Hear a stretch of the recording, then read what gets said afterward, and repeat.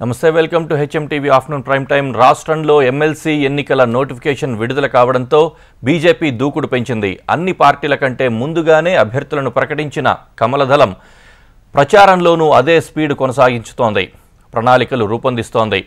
ప్రచారంలో దూసుకుపోవడానికి అన్ని రకాల అస్త్రాలతో అడుగులు వేస్తోంది. అభ్యర్థుల విజయానికి కావాల్సిన అన్ని మార్గాలను తమకు అనుకూలంగా మార్చుకుంటోంది. నేటి నుంచి ఆయా నియోజకవర్గాల్లో ప్రచారం చేసేందుకు ప్రణాళికలు సిద్ధం చేస్తోంది. తెలంగాణలో 3 ఎమ్మెల్సీ స్థానాలకు నోటిఫికేషన్ విడుదలైంది.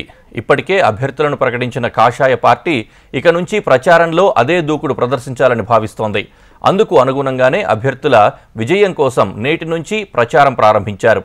గెలిపే లక్ష్యంగా కేంద్ర మంత్రులతో పాటు ఎంపీలు, ఎమ్మెల్యేలంతా ప్రచారంలో పాల్గొనే విధంగా ప్రణాళికలు రూపొందిస్తోంది. ఇప్పటికే జిల్లాలు, అసెంబ్లీ, మండలాల వారీగా ఇన్ఛార్జీలను నియమించింది. త్వరలో జరగనున్న ఎమ్మెల్సీ ఎన్నికలు ప్రతిష్టాత్మకంగా తీసుకున్న కమలం పార్టీ మండలిలో స్థానాలు పెంచుకునేందుకు తీవ్రంగా కసరత్తు చేస్తోంది. ఈ నేపథ్యంలో ఎమ్మెల్సీ ఎన్నికల్లో గెలిపే లక్ష్యంగా ప్రచారంతో పాటు పార్టీ పనితీరు కూడా ఉండాలని బీజేపీ చీఫ్ కిషన్ రెడ్డి నేతలకు దిశానిర్దేశం చేశారు. ఇక రాష్ట్రంలో 3 ఎమ్మెల్సీ స్థానాలకు కనీసం 3 ఎమ్మెల్సీ స్థానాలను కైవసం చేసుకునే విధంగా బీజేపీ దూసుకెళ్తోంది. 2 ఉపాధ్యాయ, 1 గ్రాడ్యుయేట్ స్థానాలకు ఎన్నికలు జరగనున్నాయి. ఆదిలాబాద్, నిజామాబాద్, కరీంనగర్, మెదక్ గ్రాడ్యుయేషన్ ఎమ్మెల్సీ అభ్యర్థులుగా అంజిరెడ్డిని, ఆదిలాబాద్, నిజామాబాద్, కరీంనగర్, మెదక్ టీచర్స్ ఎమ్మెల్సీ అభ్యర్థిగా మల్కా కొమరయ్యను, వరంగల్, ఖమ్మం, నల్గొండ టీచర్స్ ఎమ్మెల్సీ అభ్యర్థిగా సరోత్తన్ రెడ్డిని పార్టీ ప్రకటించింది. అభ్యర్థులను ఎంత స్పీడ్గా ప్రకటించిందో అదే దూకుడుతో అభ్యర్థుల విజయం కోసం ప్రణాళికలు సిద్ధం చేస్తోంది. ఎన్నికలు జరిగే ఆయా జిల్లాల్లో పార్టీ కార్యాలయాలను ప్రారంభించి మరింత దూకుడుగా వెళ్లాలని భావిస్తోంది బీజేపీ. ఎమ్మెల్సీ ఎన్నికల్లో గెలుపు కోసం ఇప్పటికే జిల్లాలు, అసెంబ్లీ, మండలాల వారీగా ఇన్ఛార్జీలను పార్టీ నియమించి గ్రౌండ్ లెవెల్లో బలోపేతంపై కసరత్తు చేస్తున్నట్లు తెలుస్తోంది. మొత్తం 19 ఎన్నికల కమిటీలను బీజేపీ నియమించింది.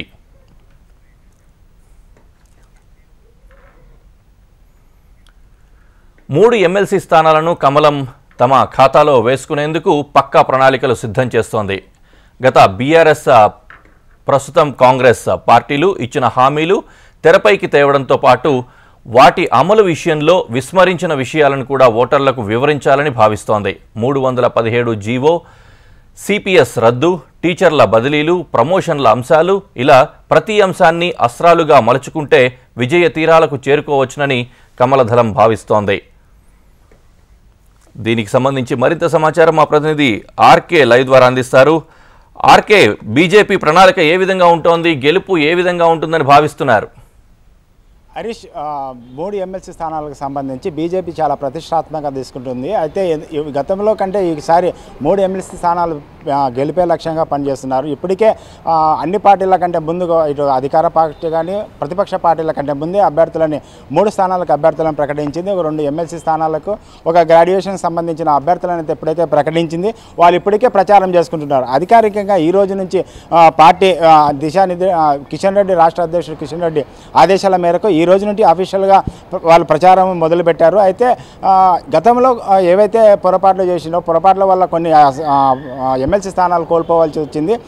ఉదాహరణకు గతంలో కరీంనగర్ జరిగిన ఉప ఎన్నికలలో ఒక చక్కటి ప్రణాళికతో మనం ముందుకు పోయింటే గెలిచే వాళ్ళమనే భావించింది. అందుకే ఈసారి ఆ విధంగా కాకుండా ప్రణాళికబద్ధంగా ఎన్నికలకు అందరినీ సమన్వయం చేసుకుంటూ ముందుకెళ్లాలనే ఉద్దేశంతో ఇప్పటికే రాష్ట్ర అధ్యక్షులు కిషన్ రెడ్డి దిశానిర్దేశం చేశారు. అదేవిధంగా ఏదైతే ఉన్నారో నల్గొండ, ఖమ్మం, వరంగల్కి సంబంధించిన అభ్యర్థి ఆయన గతంలో టీచర్ స్థాయి నుంచి టీచర్స్ ఆయన పనిచేస్తున్నారు. గత 30 ఏళ్ళుగా ఆయన పనిచేస్తున్నారు కాబట్టి ఆయనకున్న సత్సంబంధాల వల్ల అదేవిధంగా టీచర్లలో ఆయనకి ఉన్న నమ్మకాన్ని బట్టి ఆ విజయం సాధించాలని అదే ప్రణాళికలు చూపుతున్నారు. అదేవిధంగా ఏదైతే నిజామాబాద్, కరీంనగర్, మెదక్ స్థానాలకు సంబంధించిన ఎమ్మెల్సీ అభ్యర్థిగా ఉపాధ్యాయ ఎమ్మెల్సీ అభ్యర్థిగా ఉన్న కొమరయ్య కూడా అనేక విద్యా సంస్థలు స్థాపించి ఆయన విద్యాసేవలతో పాటు అనేక మంది పేద విద్యార్థులకు విద్య అందిస్తున్న నేపథ్యంలో ఆయన కూడా ఇటు ఆర్థిక పరంగానే అదేవిధంగా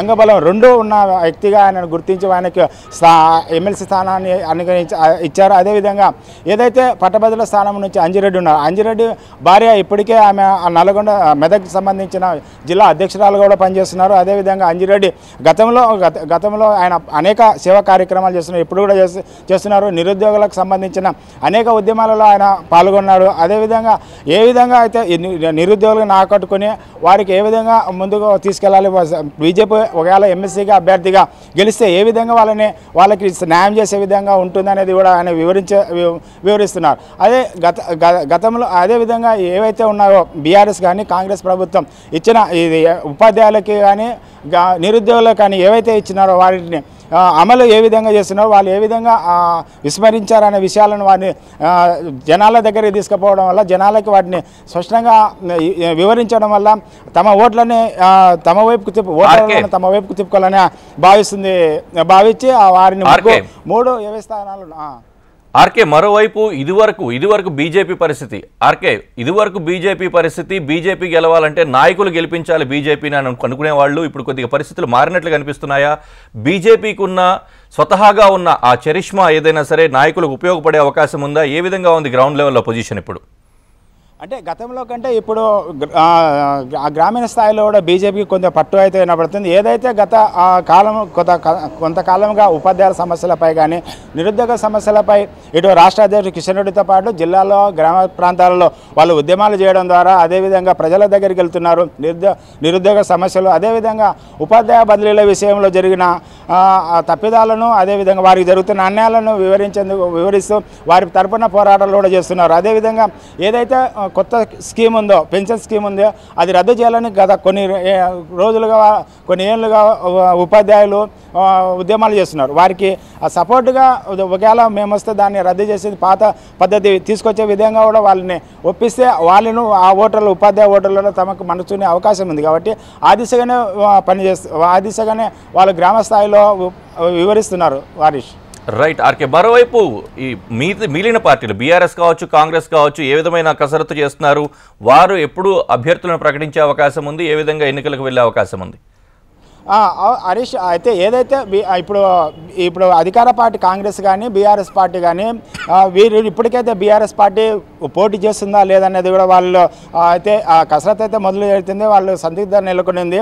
అయితే పార్టీ అభ్యర్థులను నిలబెడతారా లేకుంటే ఎవరైతే ఉన్నారో ఇండిపెండెంట్గా వాళ్ళకి సపోర్ట్ చేస్తారా బీఆర్ఎస్ పార్టీ అనేది ఇంకా తేలాల్సిందా. అయితే ఒక గ్రాడ్యుయేషన్కి సంబంధించిన అభ్యర్థి కాంగ్రెస్ పార్టీ మీద ఒకరిని ప్రకటించింది. అయితే మిగతా ఇంకా ఇద్దరిని ప్రకటించాల్సిందా, ప్రకటిస్తారా లేదనేది కూడా స్పష్టత రాలేదు. కాబట్టి ఏవైతే అధికార పార్టీ కానీ బీఆర్ఎస్ పార్టీ కానీ ఏవైతే ఉందో ఆ లోపాలను ఎత్తి చూపుకుంటూ వాళ్ళు ఏవైతే ఇప్పుడు అనుకూలంగా ఉందో వాటికి ఉన్న అనుకూలతను బీజేపీ మలుచుకుంటే ఈ విజయం గ్యారంటీగా వస్తుంది అనేది బీజేపీ పార్టీ భావిస్తుంది. Harish. Right RK, thank you.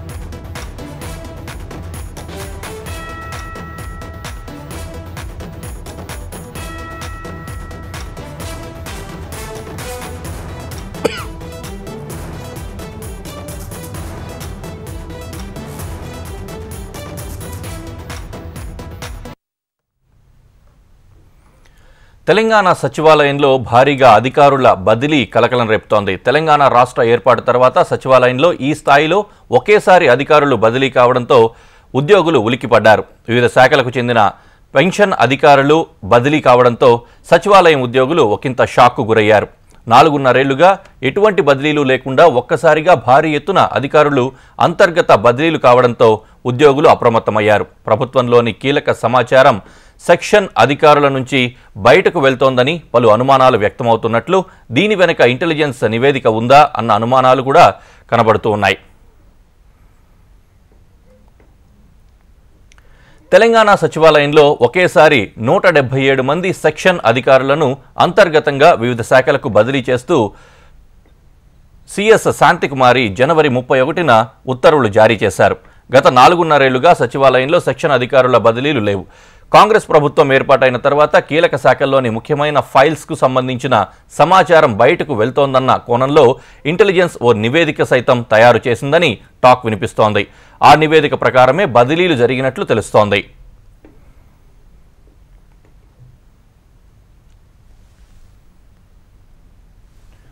ప్రభుత్వంలో ముఖ్యంగా రెవెన్యూ, ఫైనాన్స్, ఐటీ, అలాగే సివిల్ సప్లై, వ్యవసాయ శాఖ, ఇరిగేషన్, ఎడ్యుకేషన్, పంచాయతీరాజ్, R&B, హోంశాఖ ఇలా కీలకమైన శాఖలలో ఏళ్లుగా పనిచేస్తున్న సెక్షన్ ఆఫీసర్లకు ప్రతి ఫైల్ విషయంలో కీలక సమాచారం తెలుస్తుంది. అదే సమాచారం బయటకు వెళ్తోందన్న కోణంలో నిఘా వర్గాలు నివేదికలో ప్రభుత్వానికి అప్రమత్తమయ్యాయి. దీంతో సచివాలయంలో కీలకమైన శాఖలో పనిచేస్తున్న సెక్షన్ అధికారులపై గత నెల రిపోర్ట్ తయారు చేసినట్లు సమాచారం. ఈ రిపోర్టు ప్రకారం సిఎస్ శాంతికుమారి గతంలో ఎన్నడూ లేని విధంగా 177 మందిని ఒక్కసారిగా అంతర్గత వివిధ శాఖలకు బదిలీ చేస్తున్నట్లు ఉత్తర్వులు జారీ చేసినట్లు తెలుస్తోంది.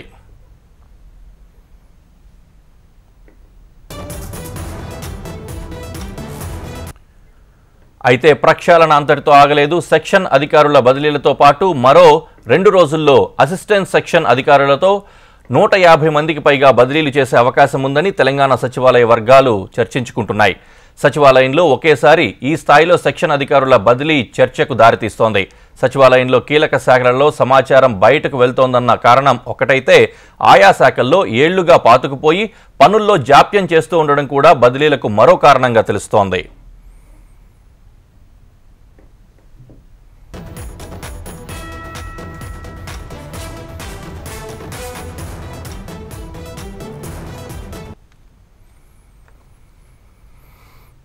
ప్రపంచ క్యాన్సర్ దినోత్సవం సందర్భంగా విశాఖ ఆర్కే బీచ్లో అవగాహన కార్యక్రమాన్ని నిర్వహించారు. మహాత్మాగాంధీ క్యాన్సర్ హాస్పిటల్ ఆధ్వర్యంలో ఏర్పాటు చేసిన యునైటెడ్ బై యూనిట్ థీమ్ కార్యక్రమానికి భారీ సంఖ్యలో క్యాన్సర్ పేషెంట్లు, విద్యార్థులు, యువత హాజరయ్యారు. 3000 మందితో ఆర్కే బీచ్లోని కాళీమాత ఆలయం నుండి YMCA వరకు వాక్థాన్ నిర్వహించారు. కేంద్రం ప్రవేశపెట్టిన బడ్జెట్లో ప్రభుత్వం క్యాన్సర్కు పెద్దపీట వేసిందని ఈ సందర్భంగా గంటా శ్రీనివాస్ తెలిపారు.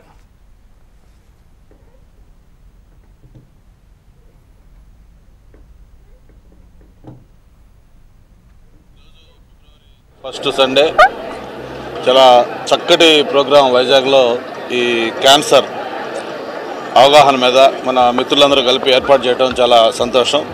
ఇందులో మేము కూడా పార్టిసిపేట్ చేయడం రియల్గా మా అందరికీ చాలా ప్రౌడ్గా ఉంది. ఈరోజు యాక్చువల్గా ఇది ఒక నీడ్ ఆఫ్ ద అవర్. ఎందుకంటే మనం చూస్తూ ఉన్నాం ప్రపంచం మొత్తం కూడా ఈరోజు ఈ క్యాన్సర్ వల్ల ఎంత ఆందోళన చెందుతున్నాం చూస్తూ ఉన్నాం. మరి దీంట్లో మనం చిన్న జాగ్రత్తలు తీసుకుంటే దీన్ని బారిన పడకుండా మనం కాపాడుకోవచ్చు ఈ మానవాళ్ళని. దానికి సంబంధించి ప్రజల్లో ఒక అవగాహన తేవడం కోసం ఈరోజు ఈ ర్యాలీ ఇక్కడ మారథాన్ లాంటిది అందరూ డాక్టర్స్, ప్రత్యేకించి మురళకృష్ణ గారు ఆధ్వర్యంలో వీళ్ళందరూ కలిపి ఇది ఆర్గనైజ్ చేయటం, ఇందులో వేలాది మంది పార్టిసిపేట్ చేయటం, చాలా చక్కగా ఈ ప్రోగ్రాం కూడా ఆర్గనైజ్ చేయడం జరిగింది. మనం చూస్తూ ఉన్నాం జనరల్గా అది పురాతన రాజుల కాలం నుంచి కూడా రాచపుండు అని ఆ రోజు అప్పుడు చెప్పుకునేవాళ్ళు. ఒకప్పుడు దీనికి క్యాన్సర్ అంటే క్యూర్ లేదు, క్యాన్సర్ పడిందంటే వచ్చేందంటే ఇక ఆల్మోస్ట్ ఇంకా చనిపోయినట్లు లెక్క అనుకోవడం మనకు అందరూ కూడా అలవాటు. అది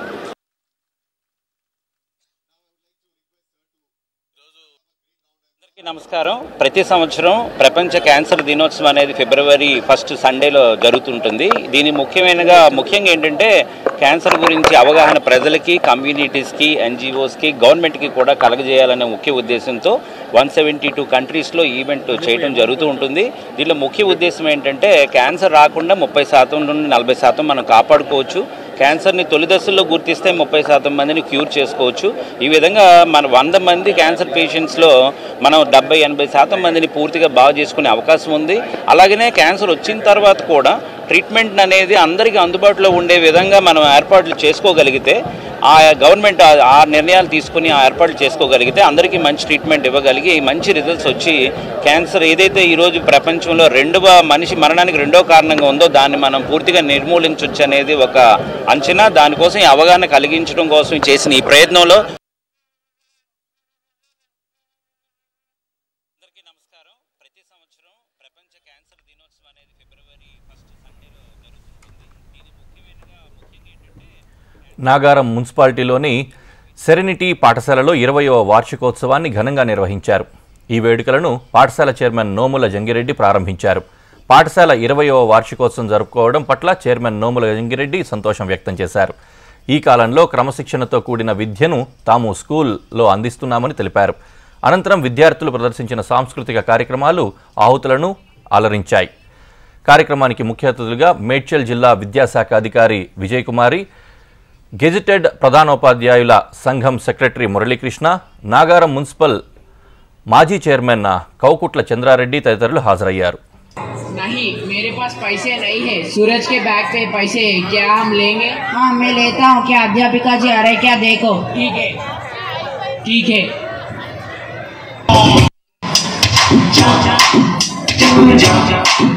వార్షికోత్సవాన్ని జరుపుకుంటున్నాము. మాకు ఎంతో ఆనందంగా ఉంది. ఈ వార్షికోత్సవాన్ని 2 దినములుగా జరుపుకుంటున్నాము. ఈరోజు అనగా మరియు రేపు విద్యతో పాటు మానవీయ విలువలు, సాంకేతిక పరిజ్ఞానం మరియు సాంస్కృతిక కార్యక్రమాలు ఎంతో అవసరమని మేము భావిస్తాము. మా విద్యార్థులు చదువులోనే కాదు అన్ని రంగాల్లోనూ రాణించాలనేటువంటి సదుద్దేశంతో మేము ఈ సంబరం అనే కార్యక్రమాన్ని నిర్వహిస్తున్నాము. సో ఈ కార్యక్రమానికి దాదాపు 2000 మంది 2000 మంది తల్లిదండ్రులు విచ్చేశారు. ఈ సాంస్కృతిక కార్యక్రమం ఎంతో అద్భుతంగా, ఆనందంగా, ఆహ్లాదకరంగా, అత్యద్భుత ప్రదర్శనలతో కొనసాగుతుంది. ఈ ప్రదర్శనలో రేపు కూడా జరుపుతాము. రేపు మరో 40 సాంస్కృతిక కార్యక్రమాలు ఉన్నాయి. రేపు కూడా దాదాపు 2000 మంది తల్లిదండ్రులు హాజరవుతారు. ఈ దిగ్విజయంగా పూర్తి చేయాలని ఆ భగవంతుడి ఆశీస్సులు మాకు లభించాలని మేము కోరుకుంటూ పేరెంట్స్, మీడియా అందరి మిత్రుల సహకారాన్ని ఆశిస్తున్నాము. ధన్యవాదాలు. ఈరోజు కేంద్రం ప్రవేశపెట్టిన బడ్జెట్ ప్రజల బడ్జెట్గా కేంద్ర మంత్రి కింజారపు రామ్మోహన్ నాయుడు అభివర్ణించారు. ఏపీలో డబుల్ ఇంజిన్ సర్కార్తో పోలవరం, అమరావతి పనులు, రైల్వే జోన్ పనులు స్పీడ్గా అందనున్నాయని తెలిపారు. బడ్జెట్లో మధ్యతరగతి ప్రజలకు చేయూతనిచ్చిన రామ్మోహన్ నాయుడు ఈ వివరాలను వెల్లడించారు.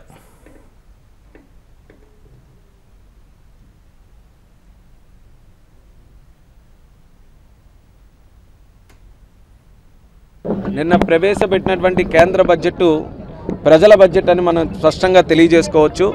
12 లక్షల వరకు ఆదాయం ఉన్నటువంటి వ్యక్తులందరికీ కూడా, ముఖ్యంగా మధ్యతరగతి కుటుంబాలు, మధ్యతరగతి వర్గం ఎవరైతే ఉన్నారో వాళ్ళందరికీ కూడా ఊరట కల్పించేలా నో ఇన్కమ్ ట్యాక్స్ స్లాబ్ తీసుకొని రావడం అనేది ఒక చరిత్రాత్మకమైనటువంటి నిర్ణయం. అటువంటి నిర్ణయం, సాహసోపేతమైనటువంటి నిర్ణయం తీసుకున్నటువంటి ప్రధానమంత్రి గారికి, ఆర్థిక మంత్రి నిర్మలా సీతారామన్ గారికి ప్రత్యేకమైనటువంటి ధన్యవాదాలు దేశ ప్రజల తరపున తెలియజేసుకుంటున్నాను. ఎన్నో సంవత్సరాల నుంచి మధ్యతరగతి వర్గం వారికి ఉన్నటువంటి కోరికని ఈ యొక్క కేంద్ర ప్రభుత్వం ఈరోజు నెరవేర్చింది.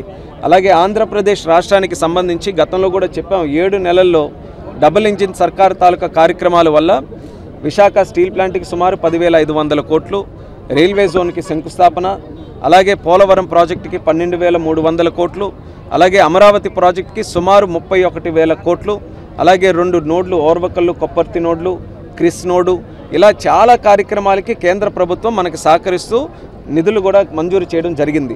నిన్న జరిగినటువంటి బడ్జెట్లో కొత్త స్కీమ్స్ను కూడా కొన్ని పెట్టారు. జల్ జీవన్ మిషన్ గత ప్రభుత్వం చేసినటువంటి అరాచకాల వల్ల ఎక్కడా సరైనటువంటి పైప్ లైన్ కానీ స్కీమ్ కానీ చేయలేకపోయాం. కేంద్ర బడ్జెట్లో బీహార్కు అత్యంత ప్రాధాన్యతనిచ్చారు. అదే సమయంలో తెలుగు రాష్ట్రాలకు అన్యాయం జరిగిందనే విమర్శలు వచ్చాయి. ఆంధ్రప్రదేశ్కు అంతో ఇంతో నిధులు దక్కడం గుడ్డిలో మెల్ల. పోలవరంతో పాటు అనేక ప్రాజెక్టులకు నిధులను బడ్జెట్ రూపంలో తెచ్చుకోవడంలో చంద్రబాబు కొంత విజయం సాధించారు. కానీ తెలంగాణకు మాత్రం కేంద్రం మొండిచేయి చూపిందనే ఆరోపణలు వస్తూ ఉన్నాయి. కేంద్రం తెలంగాణపై వివక్ష చూపిందని రేవంత్ సహా కాంగ్రెస్ నేతలు విరుచుకుపడ్డారు.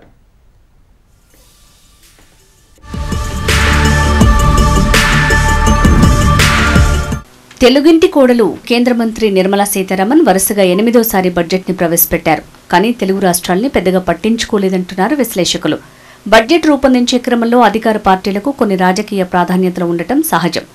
కేంద్రంలో ఏ పార్టీ అధికారంలో ఉన్నా ఇందుకు మినహాయింపు కాదు. 2025-26 కేంద్ర బడ్జెట్ ఇందుకు ఉదాహరణగా చెప్పొచ్చు. బడ్జెట్లో ఎన్డీఏ అధికారంలో ఉన్న బీహార్కు అనేక వరాలు కురిపించింది మోడీ సర్కార్. అదే సమయంలో తెలుగు రాష్ట్రాలకు తగిన ప్రాధాన్యత ఇవ్వలేదనే విమర్శలు కమ్ముకున్నాయి. ఆంధ్రప్రదేశ్కు అంతో ఇంతో నిధుల విషయంలో ప్రాధాన్యత లభించినా తెలంగాణకు అన్యాయం జరిగిపోయింది. బడ్జెట్లో కేటాయింపుల ఊసే కనిపించలేదు. కేంద్రంలో అధికారంలో ఉన్న బీజేపీ ప్రభుత్వం తెలంగాణపై వివక్ష చూపుతోందని, రాజకీయంగా తెలంగాణను దెబ్బతీయాలని చూస్తోందని టీపీసీసీ చీఫ్ తెలిపారు. 50.65 లక్షల కోట్ల బడ్జెట్ ప్రవేశపెట్టిన కేంద్రం తెలంగాణకు ఒక్క పైసా కూడా ఎందుకు కేటాయించలేదని ప్రశ్నించారు. త్వరలో బీహార్లో అసెంబ్లీ ఎన్నికలు ఉండటంతో అక్కడ రాజకీయ లబ్ధి కోసమే బీజేపీ కేంద్ర బడ్జెట్ని ఉపయోగించుకుందని, దేశం మొత్తం ప్రజల నుంచి వసూలు చేసే బడ్జెట్లో అందరికీ సమానంగా ఇవ్వకుండా బీజేపీ ప్రభుత్వం ఇష్టారాజ్యంగా వ్యవహరిస్తుందన్నారు. తెలంగాణ నుంచి 40,000 కోట్ల రూపాయలు జీఎస్టీ రూపంలో కేంద్రానికి వెళ్తున్నాయి.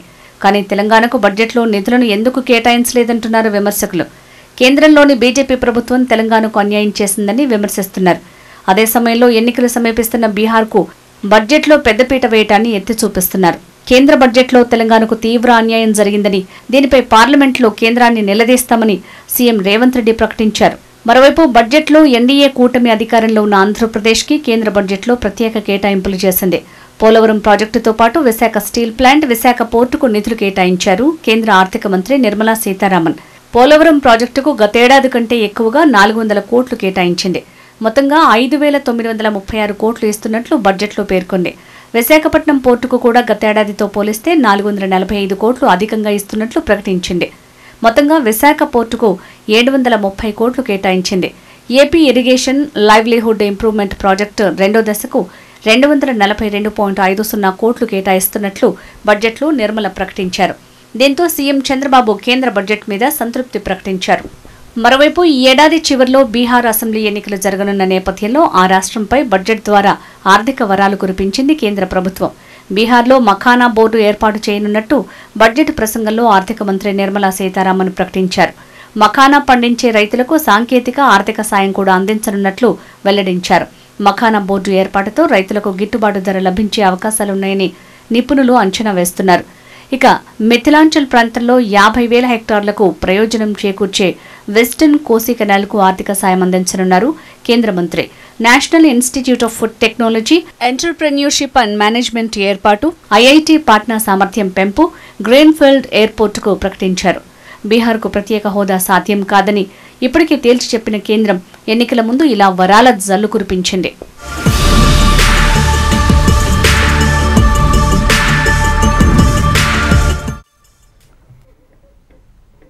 హైదరాబాద్ జూబ్లీహిల్స్లోని పెద్దమ్మ తల్లి ఆలయ 31వ వార్షికోత్సవాలు ఘనంగా ప్రారంభమయ్యాయి.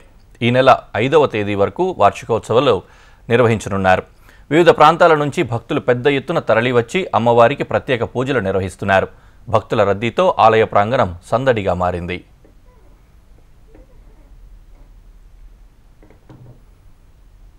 నేను గత 2014 నుంచి పెద్దమ్మవారి టెంపుల్కి రెగ్యులర్గా వస్తుంటాను. పెద్దమ్మవారి టెంపుల్ స్పెషాలిటీ ఏంటంటే ఏదైనా సరే అనుకున్నది మొక్కితే లోపల గుడి లోపల కాయిన్ పెడితే మాత్రం ఖచ్చితంగా కోరిక నెరవేరుతుంది. నేను 2015 నుంచి నమ్మి నేను 5 సార్లు మల్లాపూర్ నుంచి జూబ్లీహిల్స్ టెంపుల్కి ఆల్మోస్ట్ 23 కిలోమీటర్స్ పాదయాత్ర చేసి కూడా వచ్చాను. నేను అంత భక్తి నాకు. ఎందుకంటే నమ్ముకున్న వారిని ఆమె ఎప్పుడూ ఎవరిని మోసం చేయదు. ఎవరైనా సరే ఆమె నమ్మారంటే ఖచ్చితంగా వాళ్ళు జీవితంలో ముందుకు వెళ్తారు. అది మాత్రం నేను ఖచ్చితంగా చెప్తాను. అంతేగాని ఇంకా పెద్దమ్మవారి స్పెషాలిటీ ఏంటంటే ఇక్కడికి వచ్చినప్పుడల్లా ఎంత టెన్షన్తో వచ్చినా సరే ఇక్కడ చాలా మనశ్శాంతి కలుగుతుంది. అదొకటి నేను బాగా నమ్ముతానండి. ఈరోజు నేను ఫస్ట్ టైం క్రౌడ్ ఇంత ఇక్కడ లైన్ చూడటం నేను నాకు తెలిసి లోపల ఎవరైనా సెలబ్రేట్ వచ్చి ఉండొచ్చు, అందుకే ఇంత లైన్ ఉన్నది ఇవాళ. ప్రత్యేక పూజలు ఉన్నాయి కాబట్టి, అంటే ఇవాళ బసంత పంచమి కదా, ఆ సందర్భంగా భక్తులు చాలా వరకు రద్దీగా ఉంది. అయినా కూడా క్యూ లైన్లో వెళ్తున్నారు. బాగా జరుగుతుంది దర్శనం.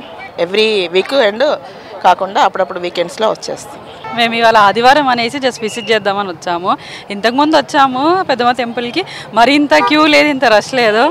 మార్నింగ్ 9-9:30 కల్లా వచ్చాము. ఇప్పుడు దర్శనం అయింది మాకు. చాలా బాగుంది అలంకరణ అయితే, అండ్ అమ్మవారు కూడా చాలా బాగుంది. మేము అప్పుడప్పుడు వస్తూ ఉంటాం. ఎప్పుడు అమ్మవారిని ఏది తలుచుకుంటే అది అవుతుంది. నేను ఎప్పుడు వస్తూ ఉంటా, ఎప్పుడు దర్శించుకుంటా. చాలా బాగా అనిపిస్తుంది నాకు. నా మనసులో ఉన్న కోరికలు చెప్పుకుంటే అమ్మవారు నెరవేరుస్తుంది. అమ్మవారి దయ చాలా మంచిగా ఉంటుందండి. ఇక్కడ ఈరోజు బోనం తీసుకొచ్చిన నేను. ఇక్కడ పూజలు జరుగుతున్నాయి. చాలా బాగా అందంగా అలంకరించారు టెంపుల్. చాలా బాగా అనిపించింది.